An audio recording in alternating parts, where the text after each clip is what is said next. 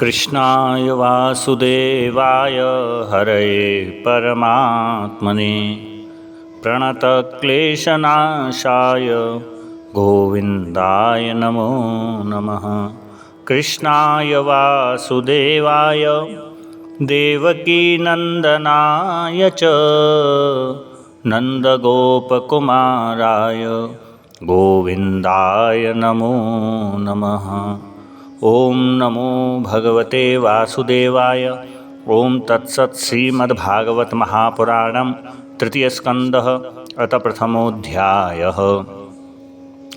श्रीशुक उवाच एवमेतत्पुरा पृष्टो मैत्रेयो भगवान् किल क्षत्रावनं प्रविष्टेन त्यक्त्वा स्वगृहमृद्यमत् यद्वा अयं मन्त्रकृतो भगवानखिलेश्वरः पौरवेन्द्रगृहं हित्वा प्रविवेशात्मसात्कृतं।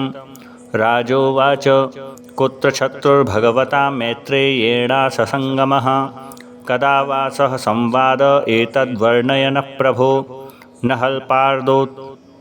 न हल्पार्थोदयस्तस्य विदुरश्यामलात्मनः तस्मिन् वरीयसी प्रश्नः साधुवादोपवर्णितः। सूत उवाच स एवं ऋषिवर्योऽयं पृष्टो राज्ञा परीक्षिता प्रत्याहतं सुबहुवित् प्रीतात्मा श्रूयतामिति।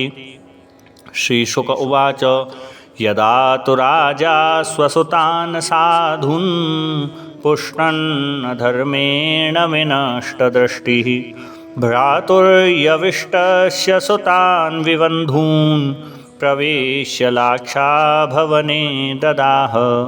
यदा सभायां कुरुदेवदेव्या केशाभिमर्शश्रुतकर्मगह्यं न वारयामास नृपश्नुषाया स्वास्त्रैर्हरन्त्या कुचकुङ्कुमानि द्यूते त्वधर्मेण जितस्य साधो सत्यावलम्बस्य वनागतस्य न याचतोदात् समयेन दायं तमोजुषाणो यदजातशत्रो। यदा च पार्थप्रहितसभायां जगद्गुरुर्यानि जगाद कृष्णः न तानि पुंसा अमृतायनयनानि राजोरुमेने क्षतपुण्यलेशः। यदोपहूतो भवनं प्रविष्टो मन्त्राय पृष्ट किल पूर्वजेन अथाह तन्मन्त्रदशां वरीयान् यन्मन्त्रिणो वैदुरिकं वदन्ति अजातशत्रो प्रतियच्छदायं तितिक्षतो दुर्विषहं तवागः सहानुजो यत्र ब्रकोदराहि श्वसन्रुषा यत्त्वमलं बिभीषि। पार्थांस्तु देवो भगवान् मुकुन्दो गृहीतवान् स क्षितिदेवदेवः आस्ते स्वपुर्यां यदुदेवदेवो विनिर्जिताशेषनदेवदेवः स एष दोषपुरुषोद्विदास्ते ग्रहान् प्रविष्टोऽयमपत्यमत्या पुष्णासि कृष्णाद्विमुखो गतश्री त्यजाश्वशैवं कुलकौशलाय इत्योचिवांस्तत्र सुयोधनेन प्रवृद्धकोपस्फुरिताधरेण असत्कृतसस्पृणीयशील क्षत्रासकर्णानुजसौबलेन कयेन मन्त्रोपजुहावजिह्वं दास्यासुतं यद्वलिनैव पुष्टः तस्मिन् प्रतीपपरकृत्य आस्ते निर्वास्यतामासु पुरा श्वसानः स इत्थमुत्तुल्वणकर्णवाणैर्भ्रातु पुरोमर्मसुताडतोऽपि स्वयं धनुर्द्वारि मायां गतव्यथो यादुर्मानयानः स निर्गतकौरवपुण्यलब्धो गजाव्ययातीर्थपदपदानि अन्वाक्रमत्पुण्यचिकीर्षयोर्व्यां स्वधिष्ठितो यानि सहस्रमूर्ति। पुरेषु पुण्योपवनाद्रिकुञ्जेषु अपङ्कतो येषु सरात्सरस्सु अनन्तलिङ्गैः समलङ्कृतेषु चचार तीर्थायतनेष्वनन्यः गां पर्यटन्मेद्यविवक्तवृत्ति सदा प्लुतोधशयनोऽवधूतः अलेक्षितः स्वैरवधूतवेषो व्रतानि चेरे हरितोषणानि इत्थं व्रजन् भारतमेव वर्षं कालेन यावद्गतवान् प्रभाषं तावच्छशासक्षितिमेकचक्राम् एकातपत्रामजितेन पार्थः तत्राथ शुश्रावसुहद्विनष्टिं वनं यथा वेणुजवर्णिसंशयं संस्पर्धया दग्धमथानुशोचन् सरस्वतीं प्रत्यज्ञाय तूष्णीं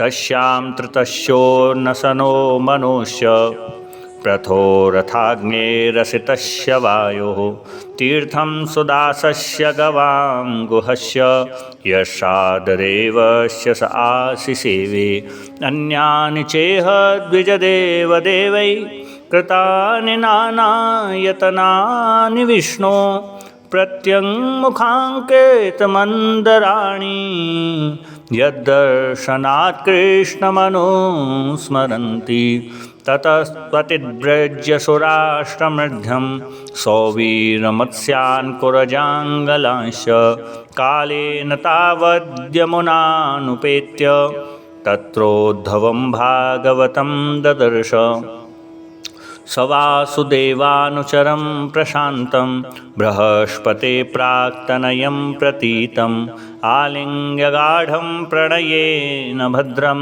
स्वानामपृच्छद्भगवत्प्रजानां कचित् पुराणो पुरुषो स्वनाभ्य पद्मानुवृत्तेः किलावतीर्णौ आशातौर्व्याकुशलं विधाय कृतक्षणौ कुशलं सूरगेः कचित् कुरूणां परमसुहन्नो धाम स आस्ते सुखमङ्गशौरी यो वै शृणां प्रतवद् ददाति वरान् वदान्यो वरतर्पणेन क्वचिद्वरूथाधिपतिर्यदूनां प्रद्युम्न आस्ते सुखमङ्गवीरः यं रुक्मणी भगवतोऽभिलेभे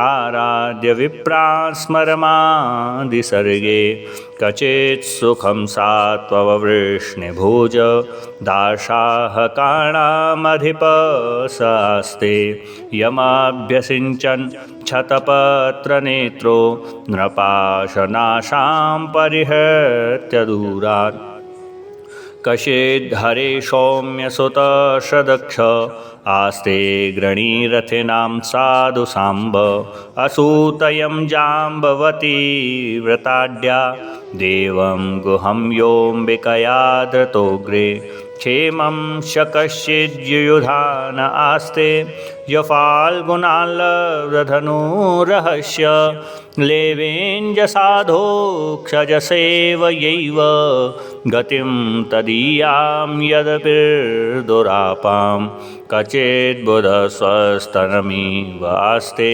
स्वफल्कपुत्रो भगवत्प्रपन्न यकृष्णपादाङ्कितमार्गपांसु स्वचेष्टतप्रेम विभिन्नधैर्य कचित् शिवं देवकभोजपुत्र्या विष्णुप्रजाया इव देवमातुः या वै स्वगर्भेण दधार देवं त्रयी यथा यज्ञविधानमर्थम् अपि स्वेदास्ते भगवान् सुखं वो यशात्वतां कामदुघो निरुद्ध यमामनन्ति स्मः शब्दयोनिं मनोमयं सत्त्वतुरीयतत्त्वम् अपि स्विदन्ये च निजात्मदेवम् अनन्यवृत्त्या समनुव्रताये हृदि कसत्यात्मजचारुदेष्ण गदादय स्वस्ति चरन्ति सौम्य अपि स्वदूर्भ्यां विजयाच्युताभ्यां धर्मेण धर्म परिपातिषेतुं दुर्योधनोतप्यतय सभायां साम्राज्यलक्ष्म्या विजयानुवृत्त्या किं वा कृताघे स्वमृत्यमर्षि भीमो हि वद्दीर्घतमं व्यमुञ्चत् यस्याङ्घ्रिपातं रणभूर्नसेः मार्गं गदायाश्चरतो विचित्रं कचिद्यशोधा रथयूथपानां गाण्डीवधन्वोपरतारिरास्ते अलक्षितो यच्छरकूटगूढो मायाकिरातो गिरिशस्तुतोष यमावुतस्वित्तनयौ प्रथाया पार्थैव्रतो प्रक्ष्मविरेक्षणीव रेमातोद्दाय म्रधेश्वरिक्तं परा सुपर्णाविव वज्रिवक्त्रात् अहो प्रथापि ध्रियतेर्वकार्थे राजर्षिवर्येण विनापितेन यस्पेकवीरोदिरतो विजिज्ञे धनुर्द्वितीयककुभश्चतस्रः सौम्यानुशोचेतमधपतन्तं भ्रात्रे परेताय विदोद्रोहेयः निर्यापितो येन शुः स्वपुर्याम् अहं स्वपुत्रान् समनुव्रतेन सोऽहं हरिर्मर्त्यविडम्बनेन दृशो नृणां चालयतो विधातु नान्योपलक्ष्य पदवीं प्रसादात् चरामि पश्यन् गतवे स्म योऽत्र नूनं नृपाणां त्रिमदोत्पथानां महीं मुहुश्चालयतां च मूभिः बधात् प्रपन्नार्तिजिहीर्षयेषोऽपि उपेक्षताघं भगवान् कुरूणाम् अजस्य जन्मोत्पथनाशनाय